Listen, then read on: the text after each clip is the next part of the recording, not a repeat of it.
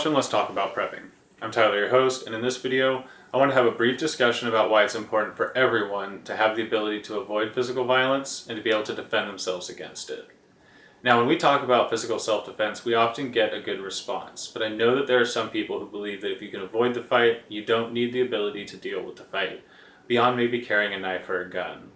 And while I do agree that fighting is failing and usually you can avoid most confrontation, there is some confrontation that you simply cannot see coming and cannot avoid and may not be able to legally alleviate using a weapon. With that in mind, I want to point out that while there are many social and physical factors that come into play when being selected as a target by somebody who wants a fight, and that there's a lot that you can do to not look like an appropriate target for that person, and while you can go your whole life living a lifestyle where you just don't have to worry about someone wanting to fight you or take a punch at you or fixating on you, there are some situations that you just can't avoid, and sometimes they come completely out of the blue.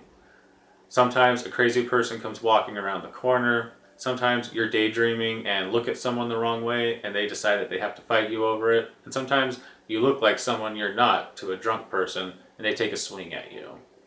While you can avoid some of these situations, sometimes you get put in situations, like during traffic, let's say during an evacuation, bread lines, some of the situations that we talk about in the prepping community. Sometimes it's important to just be able to avoid getting punched in the face, because getting punched in the face is a major inconvenience and it could be deadly in a few different no medical care situations. With that in mind, I want to talk about avoiding getting punched in the face. Because hopefully you agree that while you can generally avoid getting punched in the face, you can't necessarily guarantee that it'll never happen.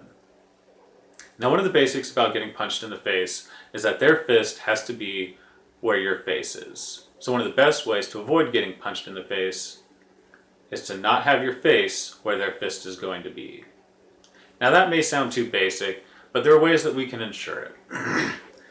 Now, in a lot of situations, you can't guarantee that somebody's going to punch you or that they're going to telegraph that they're going to punch at you. That is, show you that that's what they're about to do. But often, irate people do tend to show what they're going to do. So with that in mind, we're going to show them where we want them to punch us in the face. If I have an angry person who looks like he may be throwing punches soon, I put my hands out, I lean back, and I lean to my right. Now, you can alter this depending on what's comfortable and what works for you.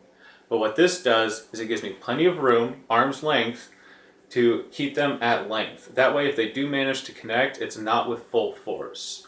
It gives me the ability to step back quickly because I'm already leaning back onto my right foot, and I basically just fall backwards by releasing my right foot. Now, when I say that they're going to telegraph, usually a person who's going to throw a punch at you, which is likely what will happen in a lot of angry confrontations without a weapon, they're going to sink back onto their right foot very lightly before they spring forward. And if you're watching for this, not directly, but through your peripheral vision, you will have plenty of time to realize that they are about to put their fist where your face is currently sitting.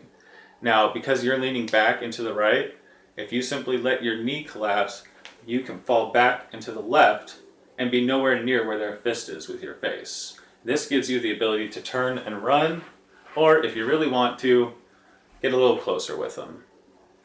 Anyways, take that as you will, because it is not self-defense advice, just a little trick that someone else gave me a long time ago. Anyways, I hope that was interesting. Love to hear your thoughts down below. And I hope that you'll stay tuned for a little bit more like this from Let's Talk About Prepping. Stay safe out there, everyone.